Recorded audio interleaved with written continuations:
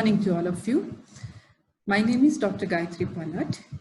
I'm a palliative care consultant working in Hyderabad. So today I'm going to speak about setting up of palliative care. When you're planning palliative care for terminally ill patient, how do you plan? What is that you need to think about when you're planning terminally ill patient?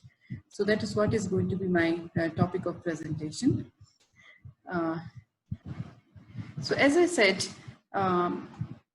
many of you planning tomorrow, you may decide to help a hospital or help a program to think about end-of-life care services.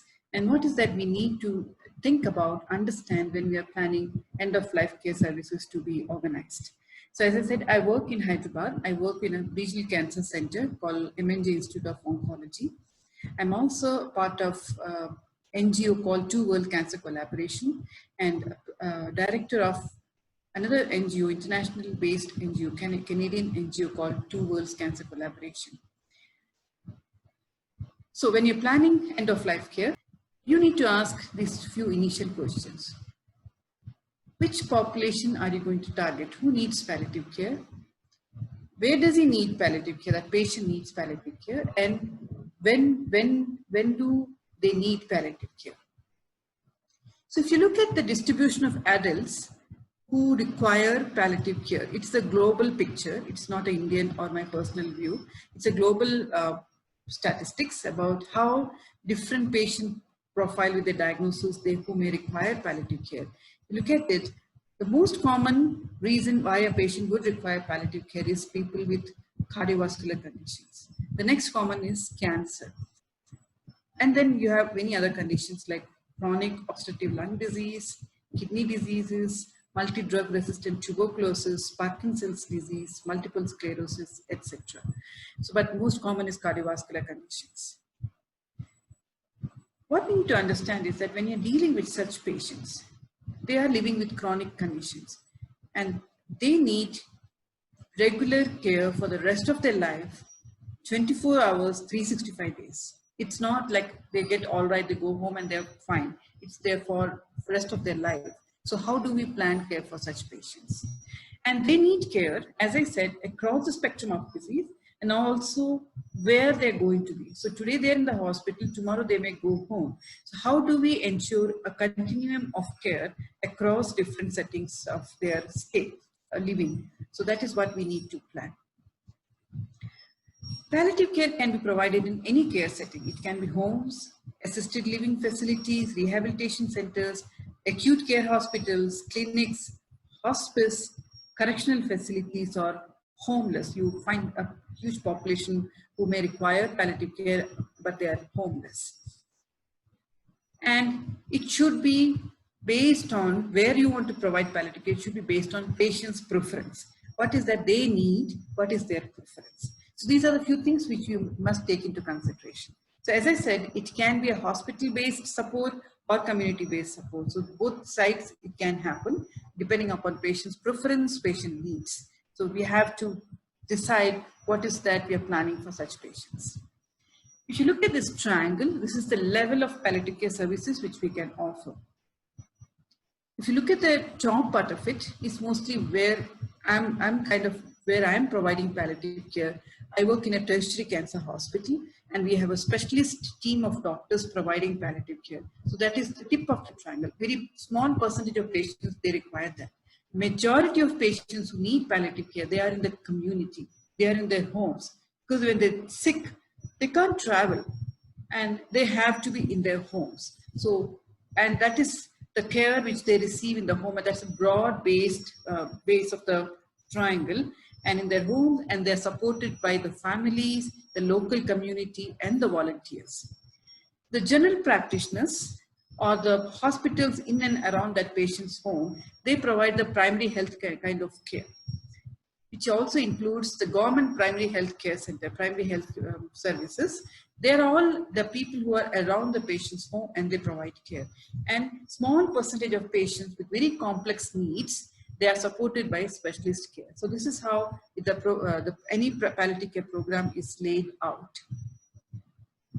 What we have to remember is that patient may move from home to a nearby hospital to a specialized center. This movement can go back and forth from between home and the hospital.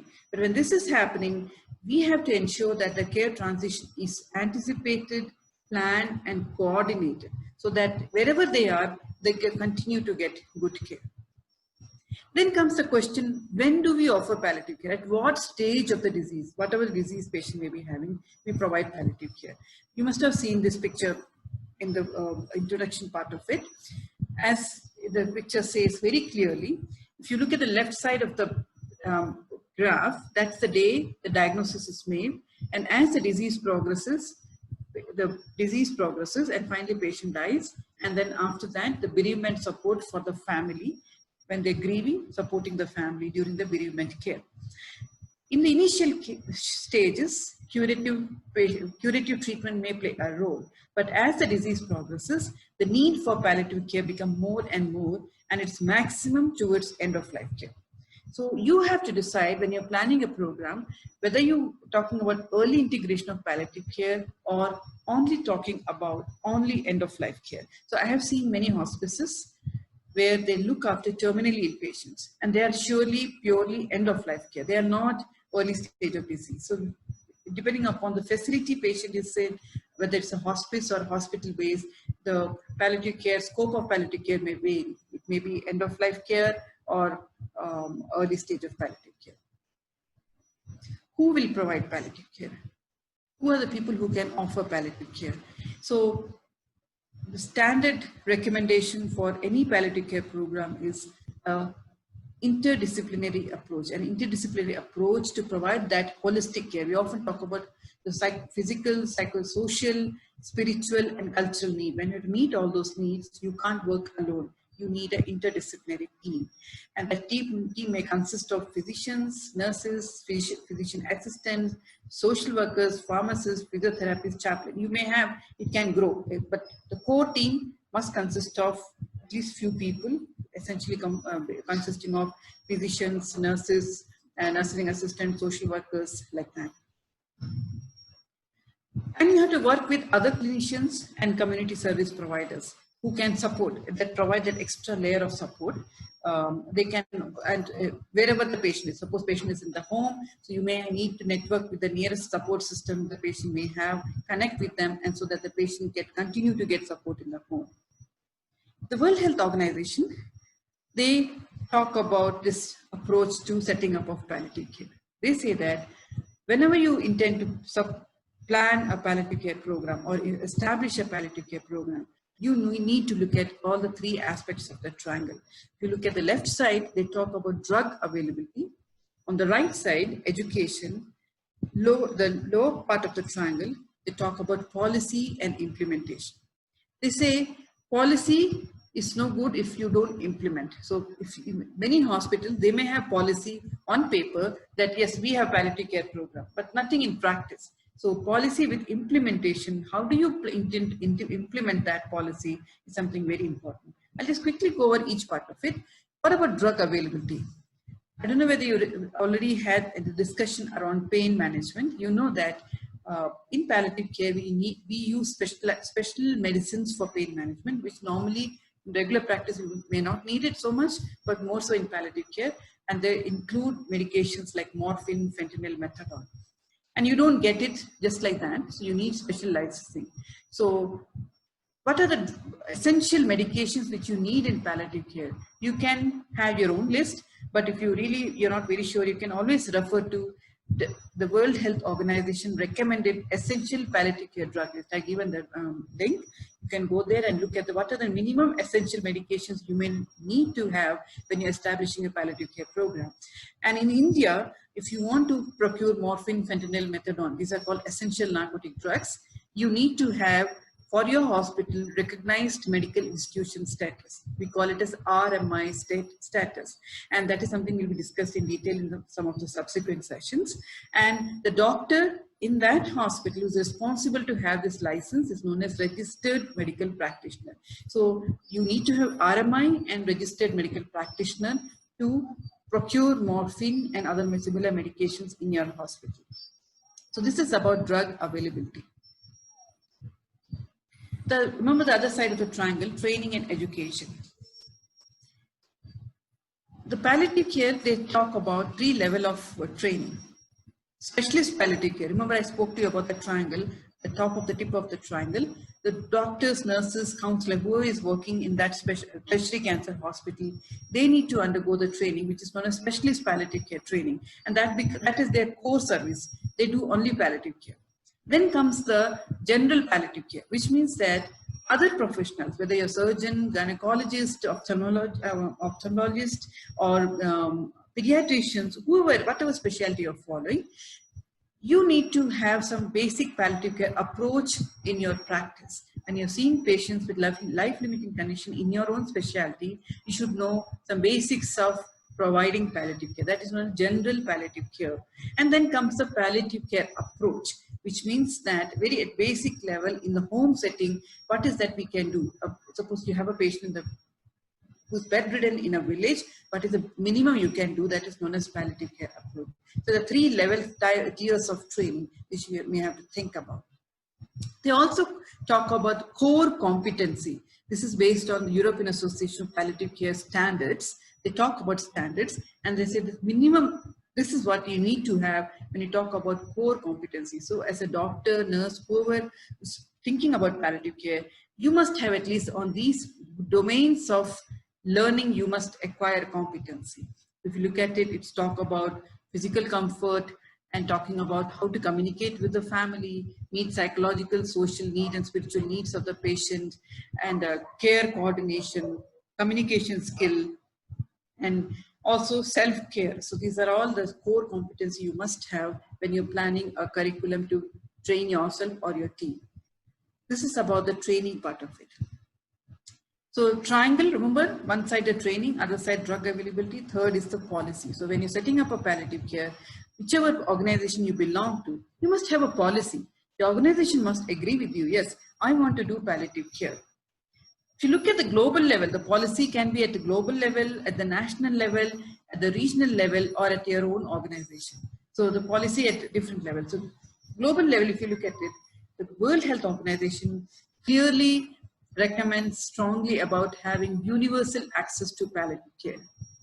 They say that the prevention and relief of suffering due to serious or life-threatening health problem is an ethical responsibility of any health system.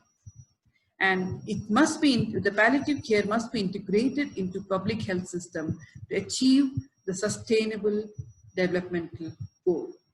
SDG, Sustainable Development Goal. If you want to achieve that, palliative care should also be integrated into public health system. So that is the global level, the policy, a clear recommendation that it should be there in a part and parcel of every health system. What happens in India at a national level? If you look at some of the milestones I'll highlight, you know that the Medical Council of India recognized palliative medicine as a broad specialty. So officially we are there. Now it's a serious specialty considered as a broad specialty. The second thing is that there is a national program for palliative care. The government of India has introduced a national program for palliative care with a clear budget allocation.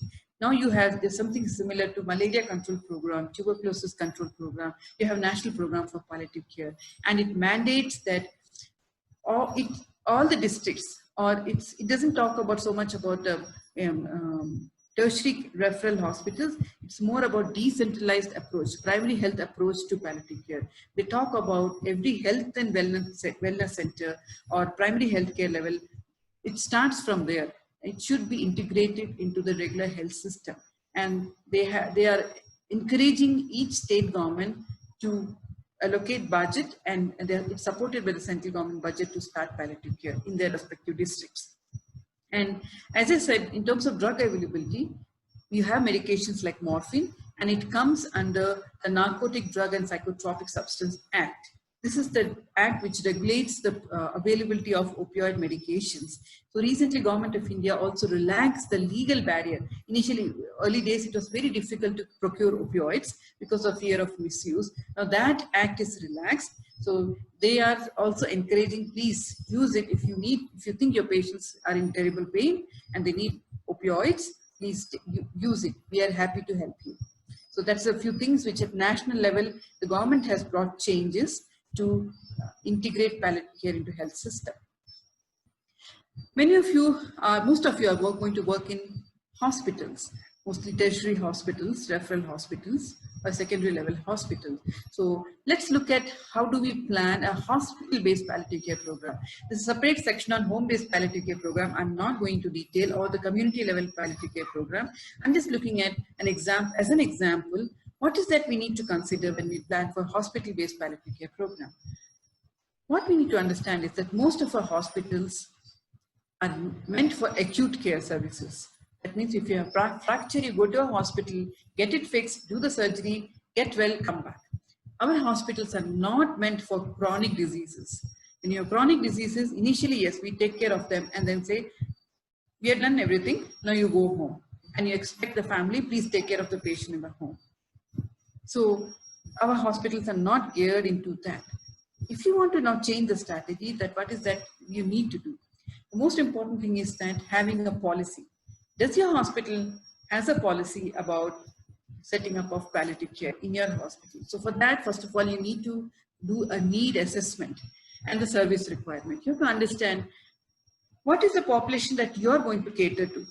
You cannot say that I'll take care of all the diseases. Maybe if yours is a cancer hospital, start with cancer. Or if it is a hospital which specializes in kidney diseases, you can start with palliative care for chronic kidney conditions, chronic kidney diseases, chronic kidney diseases. So you define the population, profile of the population, and what all area you're going to cover. I'm going to cover the city of Hyderabad, like that. So you have to define what is that you need. So you need to do a good need assessment to make a policy, because otherwise it will not be good. And of course, your management will not agree with you if you don't have a proper budget and financial planning.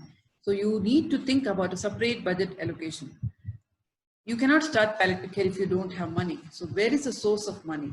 So what you have to understand is whenever you apply for grants or apply for funding, you have to understand it's a high human resource intense. Many funders, when we apply for grants, they say, why do you spend so much money on human resource? I see that more than 70% of your salary is on human resource. They often ask this question. Yes, palliative care is more human resource intense, less on high-end machines. We don't buy high-end radiation machines and things like that. So that is how you distribute your money. So that's something you have to understand. Palliative care talks about improving quality of life and quality of death, dying with dignity. Yeah. It gives that opportunity for patients in your hospital to die in dignity.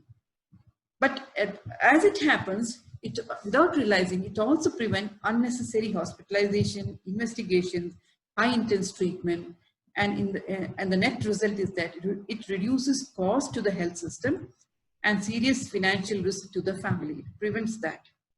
So directly, yes, you need some money, but indirectly you're saving cost to the hospital, saving cost to the family, because you avoid all these things which is not needed in end of life care. So that is something you have to be aware of. So you reduce cost by offering palliative care to many of your end of life care patients. Hospital-based palliative care can be offered in different settings. It can be purely outpatient basis. You can have outpatient with daycare facility. The patients come, they do procedures, you see the doctor, nurses, and then you can do the counseling and they go home. It can be outpatient and inpatient combination. So you admit the patient and patients are admitted in different parts of the hospital. You go around doing consults.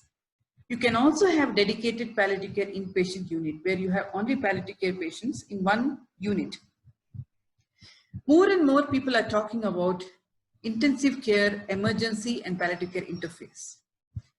A lot of patients who come to emergency are coming because there's some acute exacerbation to some chronic underlying condition.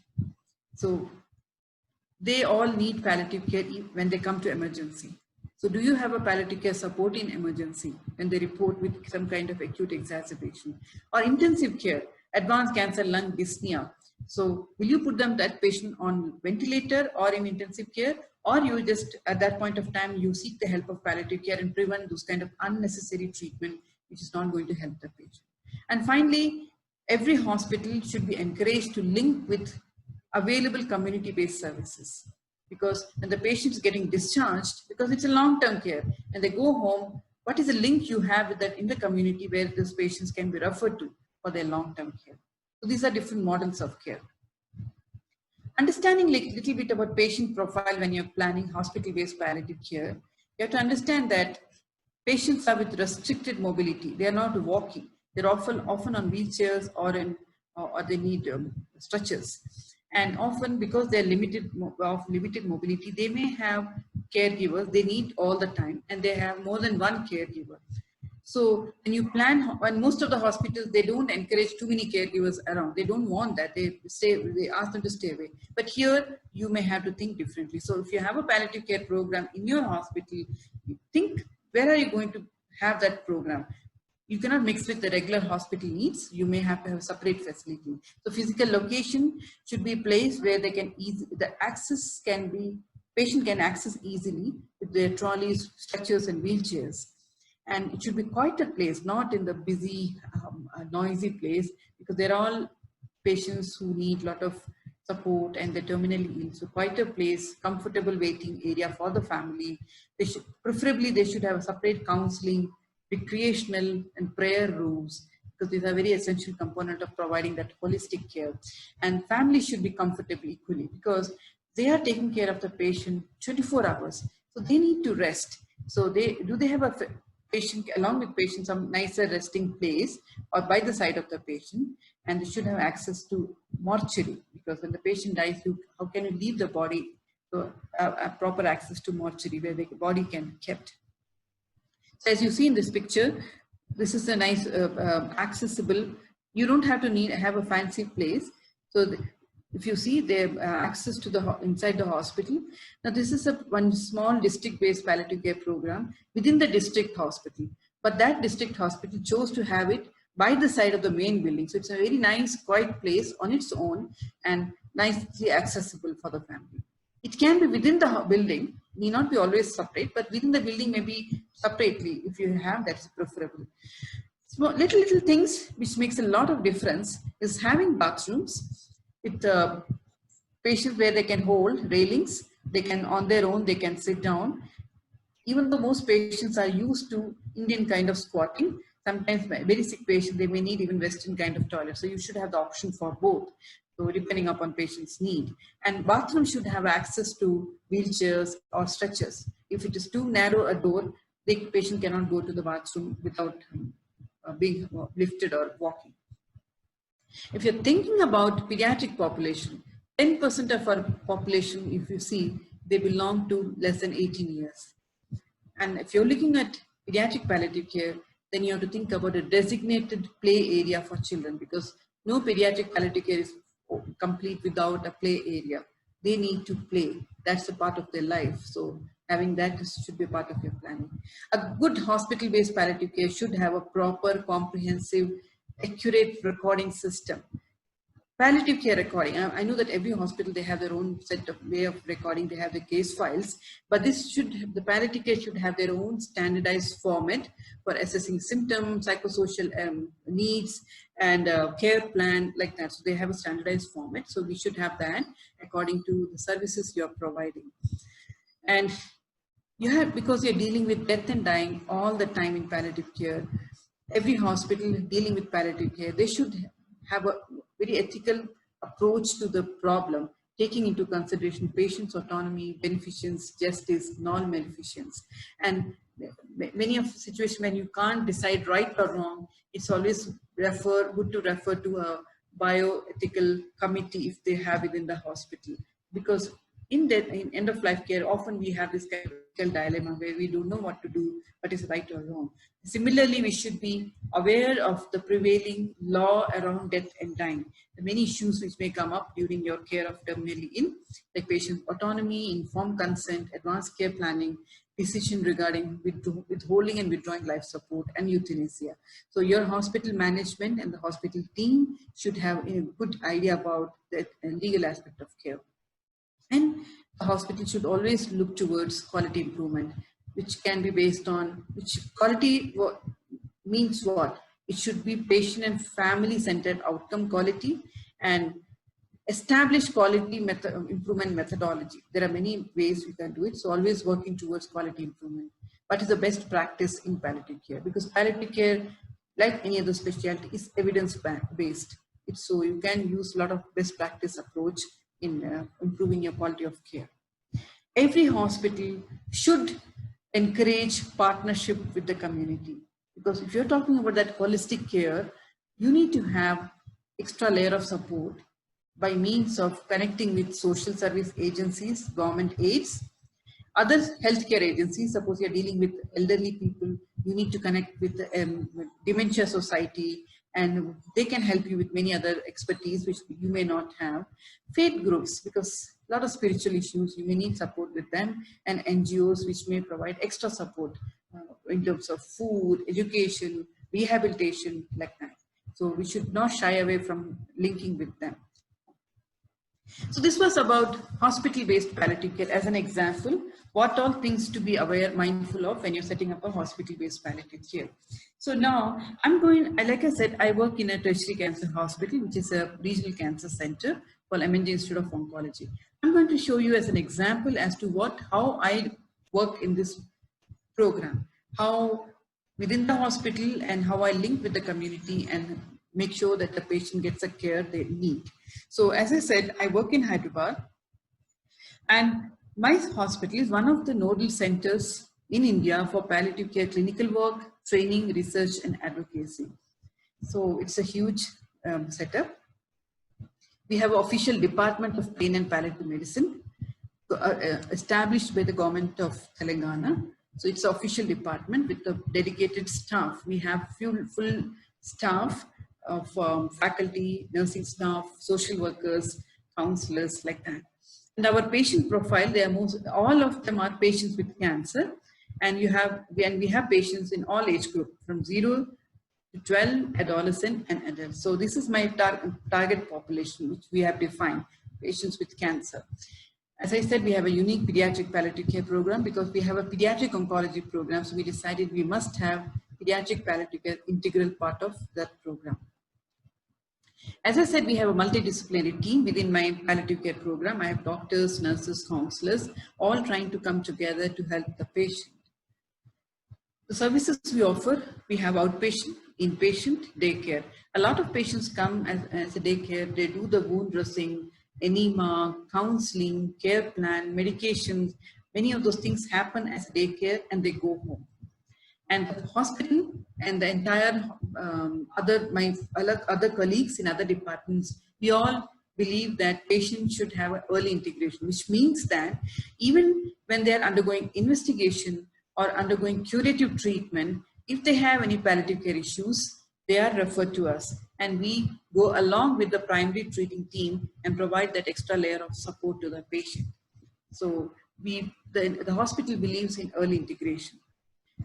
Because it's a government hospital, our services are entirely free of cost, and most patients are covered under insurance. So that's something we have to be aware of. But is there any insurance which can take care of the patients? So this is how we do in MNJ Cancer Hospital. The different things which we offer in our program: pain and symptom control, end-of-life care, bereavement support, procedural pain relief, psychosocial, recreational, rehabilitation support, and out of hours, 24 hours phone consult. If they need some, always crisis happen in middle of night. So they have a system to call back on so that they are supported. So these are different services which we offer in MNJ Cancer Hospital. Now, hospital has all the formulations of opioids. Like I remember I said essential narcotic drugs. We have morphine, fentanyl, methadone, and we have an RMI status, and we have uninterrupted supply of opioids.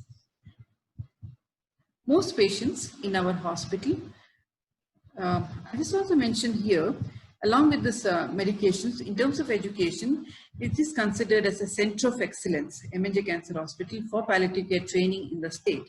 So we have postdoctoral fellowship in adult palliative care, postdoctoral fellowship in pediatric palliative care.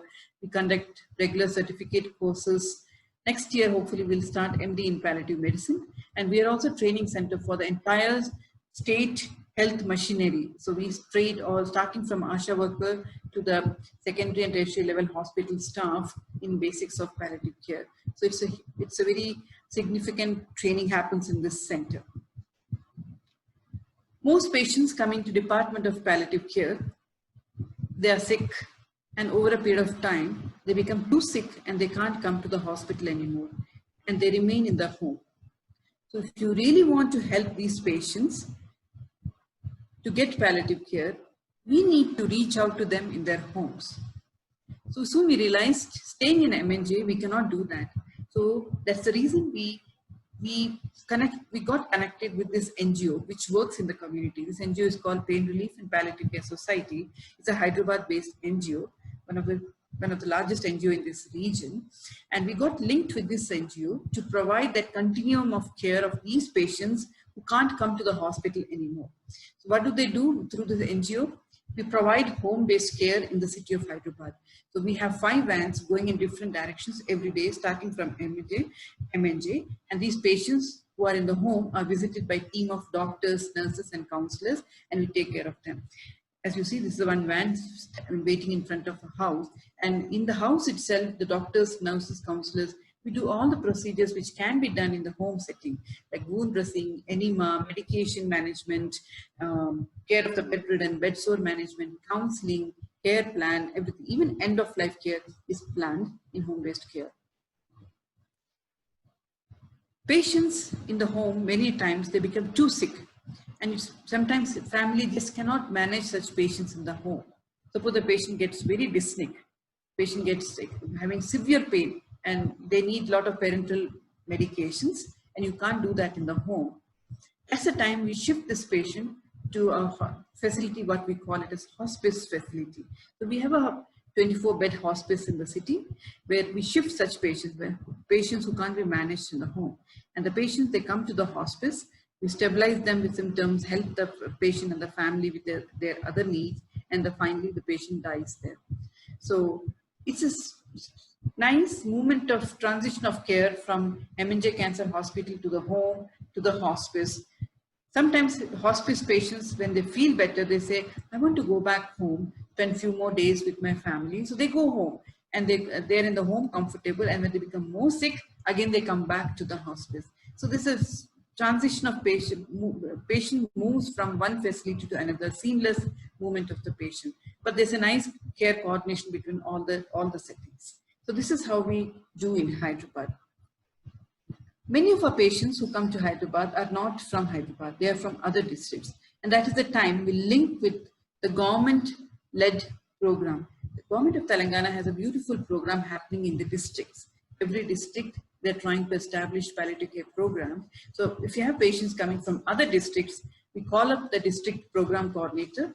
We say, hey, we are referring this patient, please tell us where to send and whom to link with. So we link with the nearest health and wellness center, and from there they get the care. So this is how we provide the continuum of care. So put it in a nutshell, as I said in the beginning, our patients, they need long-term care, and most patients, they prefer to be in their homes.